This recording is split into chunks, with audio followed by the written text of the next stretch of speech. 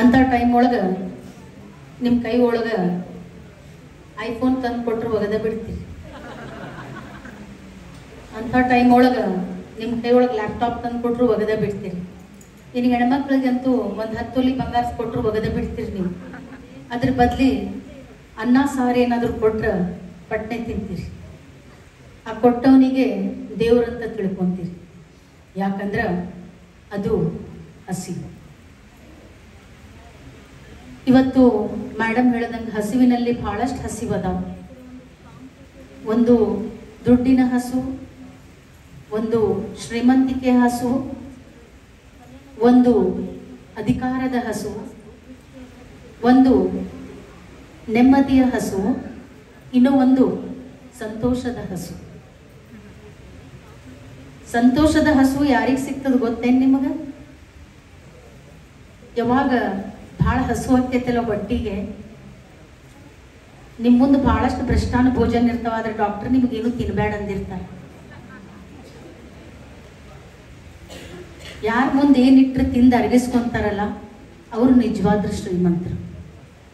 ಆಮೇಲೆ ಜಗ್ಗಿ ಗದ್ದಲಿರ್ತದ, ಅಂತ ಗದ್ದಲದೊಳಗೆ ಕಣ್ತುಂಬ ನಿದ್ದೆ ಮಾಡ್ತಾರಲ್ಲ ಅವರು ನಿಜವಾದ ಶ್ರೀಮಂತರು.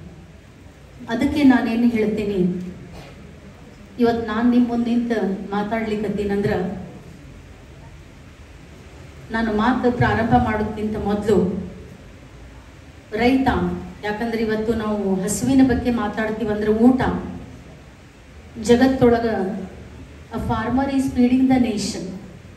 ಬಟ್ ನಿಮಗೆ ಗೊತ್ತೈತಿ ಒಂದು ಸತ್ಯ, ಆ ರೈತ 3 ಹೊತ್ತಿನ ಊಟ ಮಾಡ್ಲಿಕ್ಕೆ ಆಗ್ತಿಲ್ಲ. ಯಾಕಂದ್ರೆ the cost of cultivation is more. At the same time ಒಂದು ತಾಸು ಟ್ರ್ಯಾಕ್ಟರ್ ನಾವು ಕರಿತೀವಿ ಹೊಲ್ದಾಗ ಅಂದ್ರೆ 1200 ರೂಪಾಯಿ ಇರಲಾರ್ದ ಟ್ರ್ಯಾಕ್ಟರ್ ಡ್ರೈವರ್ ಬರೋದಿಲ್ಲ. ಇನ್ನು ಗಳೆವು, ಎತ್ತಿನ ಗಳೆವು 1500 ರೂಪಾಯಿಗೆ ಮುಂಜಾನೆ 8 ಗಂಟೆಗೆ ಬಂದು 12 ಗಂಟೆಗೆ ಹೋಗ್ಬಿಡ್ತಾರೆ. ಇನ್ನು ಗಂಡಾಳ 600 ಆಗ್ಯಾವ, ಹೆಣ್ಣಾಳ 500 ಆಗ್ಯಾವ. ಇಷ್ಟೆಲ್ಲ ಸರ್ಕಸ್ ಮಾಡಿ ನಾವು ಬೆಳೆಗಳನ್ನು ಬೆಳೆದ ಮೇಲೂ ನಮಗೆ ರೇಟ್ ಸಿಗೋದಿಲ್ಲ. ಇವತ್ತು ನೀವು ತೊಗರಿ ಬೇಳೆ ರೇಟ್ ನೋಡ್ರಿ, 220 ರೂಪಾಯಿ ನಿಮ್ಮ ಬೆಂಗಳೂರಾಗ ಮಾರಾಟ ಮಾಡ್ಲಿಕ್ಕತ್ತದ. ನಮಗೆ ಸಿಕ್ಕಿದ್ದು 50 ರೂಪಾಯಿ kg. C the difference. ಯಾಕೆ ರೈತ 3 ಹೊತ್ತು ಊಟ ಮಾಡ್ತಿಲ್ಲ ಅಂದ್ರೆ, he is not getting that scientific price which he deserved to be. So there is a direct relationship between the hunger and that one who is feeding the nation. You have to understand that strategy. That is very important. Because I may speak dynamically, but I have come from the ground level. I have faced everything. So I know what we are facing as a farmer. ಇವತ್ತು ನಾನು ನಿಮ್ಮ ಮುಂದೆ ನಿಂತು ರೈತನ ಬಗ್ಗೆ ಮಾತಾಡ್ಲಿಕ್ಕತ್ತೀನಿ ಅಂದ್ರೆ, basically I am not a farmer. I am a computer engineer. I completed engineering from Hubli. I completed my post-graduation from Karnataka University, Dharwad. I used to write a very beautiful programs, and 28 years back, clap ಹಾಕ್ಬೇಡ್ರಿ, ಮುಂದಿನ ಕತ್ತಿ ಬೇರೆ ಐತಿ.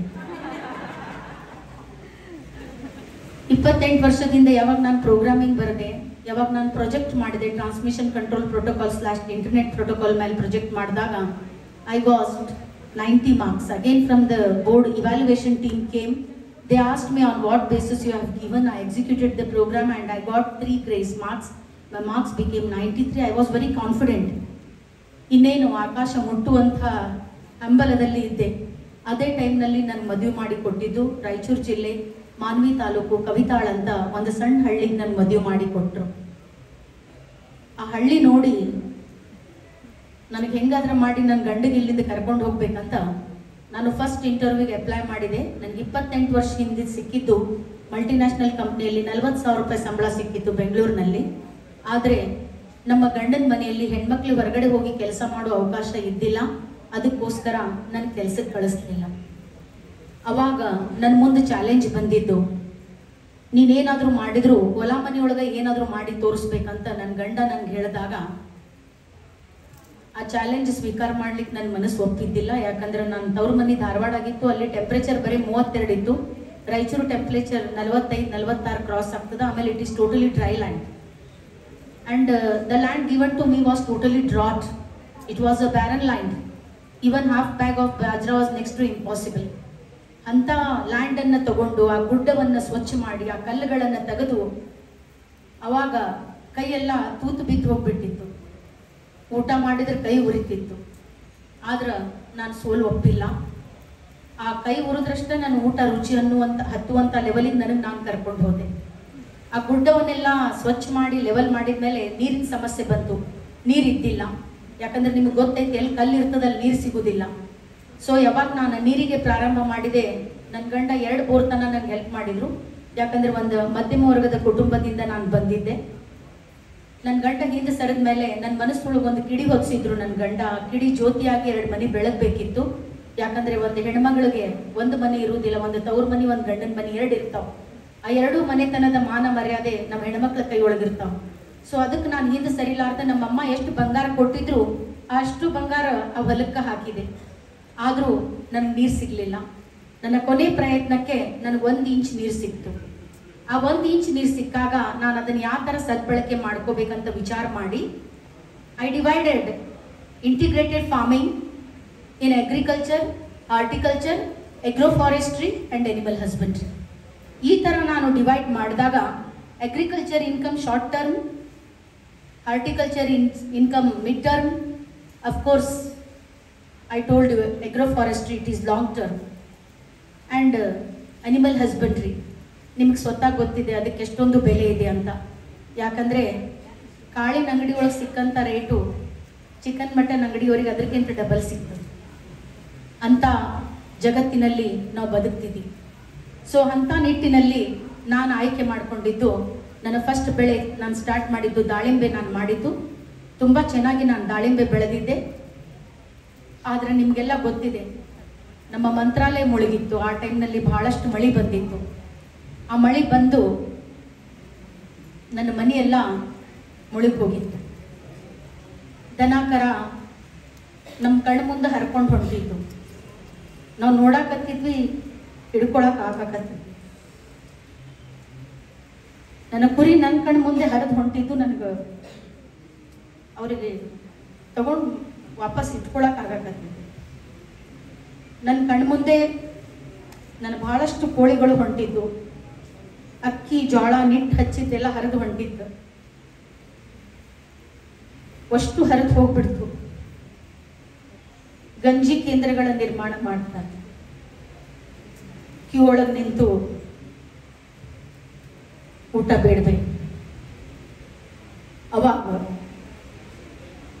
ಹಸಿವು ಏನು ಅಂತ ಗೊತ್ತಾಗ್ತದೆ. ಒಬ್ಬರ ಮುಂದೆ ಬೇಡುವುದಿರ್ತದಲ್ಲ, ಅದು ಬಹಳ ಕಷ್ಟ. ಅವಾಗ ಏನು ಅನಿಸ್ತದ, ಈ ಬೇಡೋದಕ್ಕಿಂತ ಆ ನೀರೊಳಗೆ ಮುಳುಗಿ ಹೋದ್ರೆ ಒಳ್ಳೇದು ಅಂತ ಅನಿಸ್ತದೆ. ಆ ನನ್ನ ಜೊತೆ ಕ್ಯೂ ಒಳಗೆ 200 ಎಕರೆ ಹೊಲ ಇದ್ದವ್ರು ನಿಂತಿದ್ರು. 100 ತೊಲಿ ಬಂಗಾರ ಹಾಕೊಂಡಿದ್ದಂಥ ಹೆಣ್ಮಕ್ಳು ಎಲ್ಲ ಬಂಗಾರ ಹರಿದು ಹೋಗಿತ್ತು. ನಾವು ಬಂಗಾರ ಹುಡುಕಾಕತ್ತಿದ್ದಿಲ್ಲ, ನಾವು ಅನ್ನ ಹುಡುಕಾಕತ್ತಿದ್ವಿ. ಅದು ಹಸಿವು. That is hunger which we have faced practically. ಅವಾಗ ಜೀವನ ಇಷ್ಟೊಂದು ಭಯಂಕರ ಅಂತ ಅನ್ನಿಸ್ತು. ನನ್ನ ದಾಳಿಂಬೆನೂ ತುಂಬ ಚೆನ್ನಾಗಿ ಬೆಳೆದಿದ್ದೆ. ಅಡ್ವಾನ್ಸ್ ಕೊಟ್ಟು ಹೋಗಿದ್ರು. ಯಾವಾಗ ಅದು ಕಂಟಿನ್ಯೂಸ್ ನೀರೊಳಗೆ ನಿಂತು ಅದಕ್ಕೆ ಚುಕ್ಕೆ ಬಂದು ಬ್ಲೈಟ್ ಡಿಸೀಸ್ ಬಂತು, ಹಾಳಾಗೋಯ್ತು. ಅಡ್ವಾನ್ಸ್ ಕೊಟ್ಟಂಥ ದುಡ್ಡು ವಾಪಸ್ ಇಸ್ಕೊಂಡು ಹೋದ. ನಾನು ಹೊರಗಿಂದ ಏನು ಸಾಲ ಮಾಡಿದ್ದೆ, ಸಾಲಗಾರರು ಬಂದು ಭಾಳ ಕಷ್ಟ ಕೊಡ್ಲಿಕ್ಕತ್ತಿದ್ರು. ನಾನು ಯಾವಾಗ ಚೆನ್ನಾಗಿ ದುಡ್ಡು ತೆಗಿಯಾಕತ್ತಿದ್ದೆ, ಮನೆಯಾಗಿನವರೆಲ್ಲ ಮನಿ ಲಕ್ಷ್ಮಿ ಅಂತ ಹೇಳಿದರು. ಯಾವಾಗ ಬಿದ್ದೆ, ಆ ಹೆಣ್ಮಗಳು ಓದಿದ್ಲು, ಭಾಳ ಉರಿಯಾಕತ್ತಿದ್ಲು. ತಾನು ರೋಡಿಗೆ ತೊಗೊಂಬಂದು ನಮಗೂ ರೋಡಿಗೆ ನಿಂದಿರ್ಸಿದ್ಲಂತ 1 ಮಿನಿಟಿಗೆ ಪ್ಲೇಟ ಚೇಂಜ್ ಮಾಡಿಬಿಟ್ರು. ನಾನು ಸೋತಿದ್ದೆ, ಆದ್ರೆ ನಾನೇನೇ ಅಪರಾಧ ಮಾಡೀನಿ ಅಂದವ್ರಂಗ ನಾನು ನೋಡ್ಲಿಕ್ಕೆ ಚಾಲು ಮಾಡಿದ್ರಿ. ನಾನು ಹಾಲ್ ಒಳಗೆ ಬಂದ್ರು ಎದ್ದು ಹೋಗ್ಬಿಡ್ತಿದ್ರ, ನಾವು ಊಟದ ತಟ್ಟಿ ತಗೊಂಡ್ರು ಬೈತಿದ್ರು. I have been humiliated, I have been smashed, I have been isolated, I have been harassed by many. ಆ ಟೈಮ್ ಒಳಗೆ ಜಗತ್ತನ್ನು ಫೇಸ್ ಮಾಡ್ಲಿಕ್ಕೆ ಆಗ್ಲಾರ್ದ ನಾನು ಆತ್ಮಹತ್ಯೆಗೆ ಪ್ರಯತ್ನ ಪಟ್ಟಿದ್ದೆ. ನಾನು ಉಳಿಯೋದಿಲ್ಲ ಅಂತ ಡಾಕ್ಟರ್ ಹೇಳಿದ ಮೇಲೆ ನನ್ನ ಗಂಡ, ಎಲ್ಲರೂ ಹೇಳ್ತಾರೆ ಯಶಸ್ವಿ ಪುರುಷನ ಹಿಂದೆ ಮಹಿಳೆ ಅಂತ, ಆದ್ರೆ ಇವತ್ತು ನನ್ನ ಹಿಂದಿದ್ದು ನನ್ನ ಗಂಡ. ಯಾವಾಗ ನಾವು ಉಳಿಯೋದಿಲ್ಲ ಅಂತ ಹೇಳಿದ ಮೇಲೆ ನನ್ನ ಗಂಡ ಸಣ್ಣ ಹುಡುಗರಿಗೆ ಎತ್ಕೊಂಡು ಹೋಗಿ ಹಾಸ್ಪಿಟ್ಲಿಗೆ ತೋರಿಸ್ದಂಗೆ ನನಗೆ ಹೊರಗಿಂದ ಸಾಲ ಮಾಡಿ ಬಂದು ನನ್ನ ಜೀವನ ಉಳಿಸ್ಕೊಂಡು ಬಂದರು. ನನ್ನ ತಾಯಿ ನನಗೆ ಜನ್ಮ ಕೊಟ್ಟಿದ್ರು, ನನ್ನ ಗಂಡ ನನಗೆ ಮರು ಜನ್ಮ ಕೊಟ್ಟರು. ನನಗೆ ಡಿಪ್ರೆಷನ್ ಒಳಗೆ ಹೋಗಿ ನಡೀಲಿಕ್ಕೆ ಬರ್ತಿದ್ದಿಲ್ಲ. ನನ್ನ ತಂದೆ ನಾನು 2 ವರ್ಷದಾಗಿದ್ದಾಗ ನಾನು ನಡೆಯೋದು ಕಲಿಸಿದ್ರು. ನನ್ನ ಗಂಡ ನಾನು 28 ವರ್ಷ ಇದ್ದಾಗ ನಂಗೆ ನಡೆಯೋದು ಕಲಿಸಿದ್ದು. Today whatever I am, it's only because of my husband. If he would have been not there, I would have not reached these peaks where I am today. ಬಹಳಷ್ಟು ಮಂದಿ ಗಣಮಕ್ಕಳು ಕುಂತೀರಿ. ಒಂದು ಹೆಣ್ಮಗಳು ಗಟ್ಟಿ ಆಗೋದು ಆರ್ಗನೈಸೇಷನ್ದಿಂದಲ್ಲ, NGOದಿಂದಲ್ಲ. ನಮಗೆ ಜನ್ಮ ಕೊಟ್ಟಂಥ ತಂದೆ ವಿದ್ಯೆ ಅನ್ನುವಂಥ ಅಸ್ತ್ರ ಕೊಟ್ಟಾಗ, ನಮಗೆ ಮದುವೆ ಮಾಡ್ಕೊಂಡಂಥ ಗಂಡ ಪ್ರೀತಿ ಅನ್ನುವಂಥ ಅಸ್ತ್ರ ಕೊಟ್ಟಾಗ, ನಮ್ಮ ಗರ್ಭದಿಂದ ಜನಿಸಿದಂಥ ನಮ್ಮ ಮಗ ನಮಗೆ ಆಸರೆ ಅನ್ನುವಂಥ ಅಸ್ತ್ರ ಕೊಟ್ಟಾಗ, ಅವಾಗಷ್ಟೇ ಈ ಜಗತ್ತೊಳಗೆ ಯಾವುದೇ ಥರವಾದ ಅನಾಥಾಶ್ರಮ ಇರುವುದಿಲ್ಲ, ವೃದ್ಧಾಶ್ರಮ ಇರುವುದಿಲ್ಲ, ಮಹಿಳಾ ಸಾಂತ್ವನ ಕೇಂದ್ರಗಳಿರುವುದಿಲ್ಲ. ಅದಕ್ಕೆ ಬಹಳಷ್ಟು ಮಂದಿ ಗಂಡ್ಮಕ್ಳಿಗೆ ನಿಮ್ಮ ತಾಯಿ ಆಗಲಿ, ತಂಗಿ ಆಗಲಿ, ಹೆಂಡತಿ ಆಗಲಿ, ಮಗಳಾಗಲಿ ನಮಗೇನು ಕೊಡಲಿಲ್ಲ ಅಂದರೂ ಕೊಡಲಿಲ್ಲ, ಒಂದು ಪ್ರೀತಿ ಮತ್ತು ಗೌರವವನ್ನು ನೀವು ಕೊಡಲೇಬೇಕು ಅಂತ ತಲೆಬಾಗಿ ನಾನು ಕೇಳ್ಕೊತೀನಿ. ಅವಾಗ ನಾನು ವಿಚಾರ ಮಾಡಿದೆ, ನಾನು ಯಾಕೆ ಬಿದ್ದೆ ಅಂದ್ರೆ ನಾನು ದಾಳಿಂಬೆ ಒಂದನ್ನೇ ನಂಬಿದ್ದೆ, ಅದಕ್ಕೆ ಬಿದ್ದೆ. ಈ ಸಲ ಆ ತಪ್ಪು ಮಾಡಬಾರ್ದಂತ ನಾನು ಮಾಡಿಕೊಂಡಂಥ ಬೆಳೆ 8 ಎಕರೆ 10 ಗುಂಟೆಯಲ್ಲಿ 1 ಇಂಚ್ ನೀರಿನಲ್ಲಿ 45 ಡಿಗ್ರಿ ಟೆಂಪ್ರೇಚರಲ್ಲಿ 2,500 ಶ್ರೀಗಂಧ, 1200 ಮಾವು, 600 ಪೇರಲ, 600 ಸೀತಾಫಲ, 600 ಬೆಟ್ಟದ ನೆಲ್ಲಿಕಾಯಿ, 200 ನೀರ್ಲಹಣ್ಣು, 100 ಹುಣಸೆ ಹಣ್ಣು, 100 ಕರಿಬೇವು, 100 ತೆಂಗು, 100 ಮೋಸಂಬಿ, 100 ನಿಂಬು, ಇದರ ಜೊತೆ ಕುರಿ ಸಾಕಾಣಿಕೆ, ಕೋಳಿ ಸಾಕಾಣಿಕೆ, ಜೇನು ಸಾಕಾಣಿಕೆಯನ್ನು ನಾನು ಭಾಳ ಸಮರ್ಪಕವಾಗಿ ನಿಭಾಯಿಸ್ತಿದ್ದೀನಿ. ಇಷ್ಟೊಂದು ಬೆಳೆಗಳನ್ನು ನಾನು ಯಾಕೆ ಮಾಡಿದ್ದೀನಿ ಅಂದ್ರೆ, ಇವತ್ತು ನಾಳೆ ಹೊಲ ಮನಿ ಮಾಡ್ತಾನಂದ್ರೆ ಅವ್ನಿಗೆ ಹುಡುಗಿ ಕೊಡಕ್ಕೆ ಒಲ್ಲೆನಕತ್ತಾರೆ. ಯಾಕಂದ್ರೆ ತಿಂಗಳ ಪಗಾರ ಇರುವುದಿಲ್ಲ, ರಿಟೈರ್ಮೆಂಟ್ ಪೆನ್ಷನ್ ಇರುವುದಿಲ್ಲ. ಅದಕ್ಕೋಸ್ಕರ ನಾನು ಮಾಡಿದ್ದು ಋತು ಆಧಾರಿತ ಬೆಳೆ ಪದ್ಧತಿ. From every season a farmer must get income. It may be 10,000, it may be 1 lakh, it may be 50,000, because market is not in our hand. We don't have right to fix the prices for our product. Even government has not given that right to us. Even society also has not given that right to us. So ನಾನು ಹೇಳೋದು, ನಮ್ಮಲ್ಲಿರುವಂಥ resources ಅನ್ನು right ವೇಯಲ್ಲಿ utilise ಮಾಡಿಕೊಂಡು ಯಾವ ಥರ ನಾವು ಬದುಕಿ ತೋರಿಸ್ಬೇಕು. ಯಾಕಂದ್ರೆ ಸರ್ ಹೇಳಿದ್ರಿ ಈಗ, ಆನಂದ್ ಸರ್, ಹಳ್ಳಿಗಳಲ್ಲಿ ಮಕ್ಕಳಲ್ಲಿ ಹಸುವಿಂದು ಆಮೇಲೆ ಪೌಷ್ಟಿಕತೆಯ ಬಹಳಷ್ಟು ಅಭಾವವನ್ನು ನಾವು ನೋಡ್ತೀವಿ. ಅದು ಯಾಕೆ ನೋಡ್ತೀವಿ ಅಂದರೆ, ಅವ್ರ ತಂದೆ ತಾಯಿಗಳು ಹೊಲ ಮನಿ ಮಾಡ್ತಾರಲ್ಲ, ಅವ್ರಿಗೆ ಸಿಕ್ಕಂಥ ಸೈಂಟಿಫಿಕ್ ಪ್ರೈಸ್ ಅವ್ರಿಗೆ ಮನೆಗೆ ಸಾಕಾಗವಲ್ದು. ಅದಕ್ಕೆ ನಾನು ಆಯ್ಕೆ ಮಾಡ್ಕೊಂಡಿದ್ದು, ಇಷ್ಟೊಂದು ಬೆಳೆಗಳನ್ನು ನಾನು ಯಾಕೆ ಆಯ್ಕೆ ಮಾಡ್ಕೊಂಡೆ ಅಂದರೆ, ಮನೆತನ ನಡೆಸ್ಲಿಕ್ಕೆ ಆಗ್ತದೆ. ಇನ್ನು 45ರಿಂದ 50 ವರ್ಷ ಆದ್ಮೇಲೆ ಹೊಲ ಮನಿ ಮಾಡಲಿಕ್ಕೆ ನಮ್ಗೆ ಶಕ್ತಿ ಇರುವುದಿಲ್ಲ. ಬಿಕಾಸ್ AC ರೂಮ್ ಒಳಗೆ ಕುಂತ್ಕೊಂಡು 1 ಲಕ್ಷ ರೂಪಾಯಿ ಪಗಾರ ತಗೊಳ್ಳುವಂಥ ಹಣೆ ಬರ ರೈತಂದಿರುವುದಿಲ್ಲ. ನಾವು ಬಿಸಿಲೊಳಗೆ ಸುಡಬೇಕಾಗ್ತದ, ಮಳೆಯಾಗ ನೆನಿಬೇಕಾಗ್ತದ, ಥಂಡ್ಯಾಗ ನಡಗಬೇಕಾಗ್ತದ. ಅವಾಗಷ್ಟ ನಮ್ಮ ಮನೆಯೊಳಗೆ 2 ಚೀಲ ಕಾಳು ಬರ್ತಾವೆ. ರೇಟ್ ಸಿಕ್ಕರೆ ಹೆಂಡತಿ ಕೈಯಾಗ ಹೋಗಿ 2,000 ರೂಪಾಯಿ ಕೊಟ್ಟಿರ್ತಾರ. ರೇಟ್ ಸಿಗ್ಲಿಲ್ಲ ಅಂದ್ರೆ ಗೊಬ್ಬರದ ಅಂಗಡಿ ಒಂದು ಮುಂದೆ ತಲೆ ಕೆಳಗೆ ಮಾಡಿ, ಯಪ್ಪ ಈ ವರ್ಷ ಬಡ್ಡಿ ಇಟ್ಕೊಂಡು ಮುಂದಿನ ವರ್ಷ ಅಸಲು ಕೊಡ್ತೀನಂತ ತಲೆ ಕೆಳಗೆ ಮಾಡಿ ಹೇಳಬೇಕಾಗ್ತದೆ. ಯಾಕಂದ್ರೆ ಕಣ್ಣಾಗ ಕಣ್ಣಿಟ್ಟು ಮಾತಾಡೋ ಅಧಿಕಾರ ಕಳ್ಕೊಂಡಿರ್ತೀವಿ, ಯಾಕಂದ್ರೆ ಸಾಲಗಾರರಾಗಿರ್ತೀವಿ. ಇವತ್ತು ನಾನು ನಿಮ್ಮ ಮುಂದೆ ನಿಂತು ಭಾಷಣ ಮಾಡಕತ್ತೀನಿ ಅಂದ್ರೆ ನಾ ದಿನ ನೋಡಿಲ್ಲ ಅಂತ ತಿಳ್ಕೊಬೇಡ್ರಿ. ನಾನು 1000 ಸಲ ಬಿದ್ದೀನಿ, 1 ಸಲ ಎದ್ದೀನಿ. ಇವತ್ತು ಹೇಳೋದಕ್ಕಿಂತ ಹೆಚ್ಚಿಗೆ ವಿಶ್ವಾಸ ಇಡೋದು ಬೀಳೋದ್ರ ಮೇಲೆ. ಯಾವ ಮನುಷ್ಯ ಬೀಳ್ತಾನ ಅವನ ಮೇಲೆ ಎದ್ದೇಳ್ತಾನ.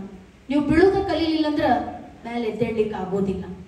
ಅದಕ್ಕೋಸ್ಕರ ನಾನು ಆಯ್ಕೆ ಮಾಡ್ಕೊಂಡಿದ್ದು sandalwood. According to the government rate of Karnataka, today's existing price of sandalwood per kg is 10,000.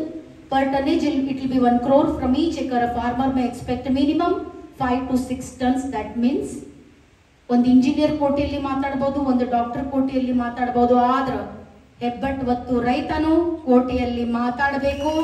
ಜಗತ್ತ ಅವನ ಹೆಂಡತಿ ಮಕ್ಕಳಿಗೆ ಕೊಡುವಂತ ಸ್ಥಾನ ಬದಲಾಗಬೇಕು. ಅವನ ಮಕ್ಕಳ ಸ್ಕೂಲಿಗೆ ಹಾಳ ಹೊಟ್ಟಿಲೆ ಹೋಗ್ಬಾರ್ದು.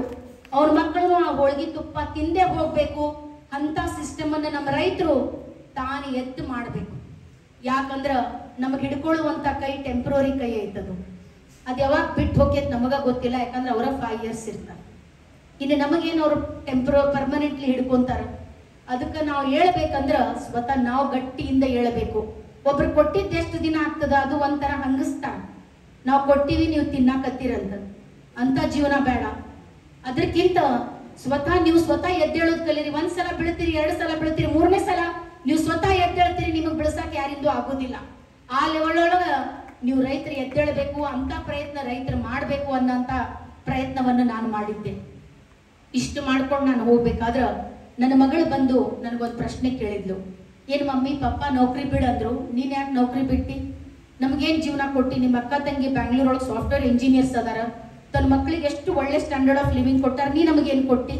ಯಾವಾಗ ನೋಡ್ದವಾಗ ಮಳೆ ಬರಲಿಲ್ಲ ಅಂದಿ, ಮಳೆ ಬಂತಂದಿ, ಲೇಬರ್ ಓಡೋದಂದಿ, ರೇಟ್ ಸಿಗ್ಲಿಲ್ಲ ಅಂದಿ.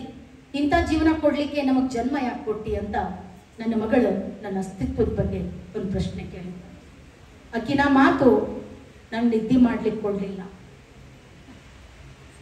ನಾನು ಊಟ ಮಾಡಲಿ, ನಾನೇನು ಅಚೀವ್ ಮಾಡಿದೆ ಅಂತ ನನಗೆ ನಾನೇ ಕೇಳ್ಕೊಳಕ್ ಪ್ರಾರಂಭ ಮಾಡಿದೆ. ಅವಾಗ ನಾನು ಇದೇ ಹೊಲ ಮನೆಯಿಂದ ಏನಾದರೂ ಮಾಡಿ ಆಕಿ ತೋರಿಸ್ಬೇಕಂತ IWST ಇಂದ ಟ್ರೈನಿಂಗ್ ತಗೊಂಡು ಬಂದು ಸ್ವತಃ ನನ್ನ ಇಷ್ಟೊಂದು ಗಿಡಗಳನ್ನ ಏನು ಹೇಳಿದೆ ಆ ಗಿಡಗಳಿಂದ ನರ್ಸರಿಗಳ ಟ್ರೈನಿಂಗ್ ತೆಗೆದುಕೊಂಡು ಬಂದು ಉತ್ಕೃಷ್ಟ ದರ್ಜೆಯ ಶ್ರೀಗಂಧದ ಸಸಿಗಳನ್ನು ನಾನು ಸ್ವತಃ ರೆಡಿ ಮಾಡಿ ಕರ್ನಾಟಕ ಅಷ್ಟೇ ಅಲ್ಲ, ಮುಜಫರ್ಪುರ್, ಬಿಹಾರ್, ಛತ್ತೀಸ್ಗಢ, ರಾಯಪುರ್, ಮೈಸಾನ, ಗುಜರಾತ್, ಆಂಧ್ರ ಪ್ರದೇಶ್, ತೆಲಂಗಾಣ, ತಮಿಳುನಾಡು, ಚಂಡೀಗಢ, ಮಧ್ಯಪ್ರದೇಶ, ಭಾರತದ ಎಲ್ಲ ರಾಜ್ಯಗಳಿಗೆ ನನ್ನ ಶ್ರೀಗಂಧದ ಸಸಿಗಳನ್ನು ನಾನು ರೆಡಿ ಮಾಡಿ ಕಳಿಸ್ತಿದ್ದೀನಿ. So today I feel very proud to say that along with the farm women I am a women entrepreneur in agriculture. ಅವಾಗ ನನಗನಿಸ್ತು, ನಿಂದಕರಿರಬೇಕು ನಿಂದಕರು. ದಾಸರು ಹೇಳ್ತಾರೆ ನಿಂದಕರಿರಬೇಕು ನಿಂದಕರು. ಸ್ಪೆಷಲಿ ಹೆಣ್ಮಕ್ಳು ಯಾರಾದ್ರೂ ನಿಮ್ಮ ಬಗ್ಗೆ ಮಾತಾಡಕತ್ತಾರಂದ್ರೆ don't feel bad, you are special, so only they are speaking about you. Never underestimate yourself at any instant of your life. God has created you to do the wonders and miracles because you are the creator.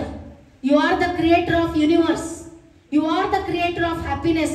You are the creator of prosperity.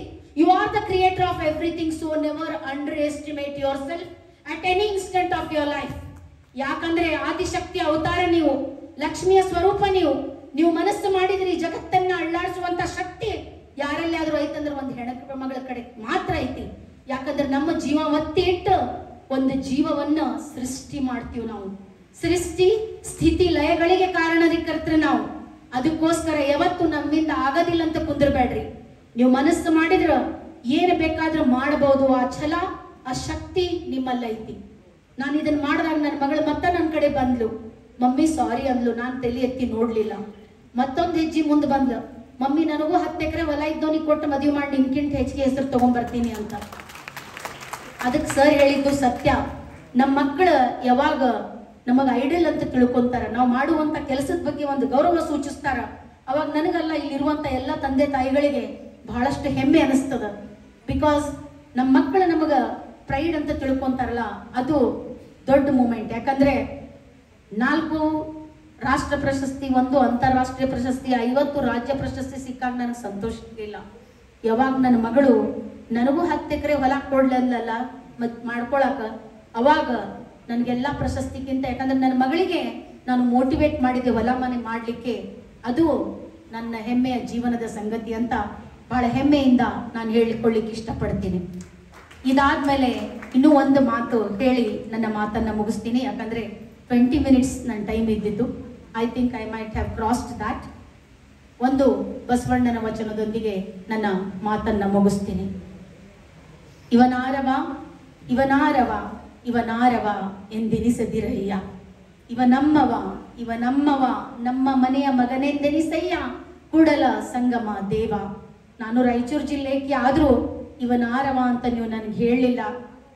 600 ಕಿಲೋಮೀಟರ್ದಿಂದ ನಿಮ್ಮ ಲಯನ್ಸಿಗೆ ಕರೆದು ನನಗೆ madam chair ಬಾಜು ಕುಂದಿರಿಸಿ ಒಂದು ಗೌರವ ಸನ್ಮಾನವನ್ನು ನೀವು ಕೊಟ್ಟಿದ್ದಕ್ಕೆ, ಆ ಬಸವಣ್ಣನ ವಚನಕ್ಕೆ ಅರ್ಥವನ್ನು ಕೊಟ್ಟದಕ್ಕೆ ಎಲ್ಲ ಲಯನ್ಸಿಗೆ ನಾನು ಪಾದ ಮುಟ್ಟಿ ನಮಸ್ಕಾರಗಳನ್ನು ಮಾಡಲಿಕ್ಕೆ ಥ್ಯಾಂಕ್ಸ್ ಹೇಳಲಿಕ್ಕೆ ಇಷ್ಟಪಡ್ತೀನಿ.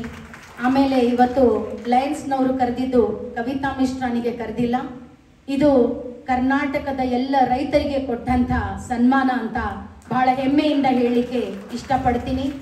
ಆಮೇಲೆ ಇವತ್ತು ನಾನೇನು ಹೇಳಿದೆ, this is not the story of one Kavita Mishra, this is the story of many Mishras. This is the voice of unheard voice of many Mishras who have been suppressed, who have been smashed, who have been harassed and who have been isolated.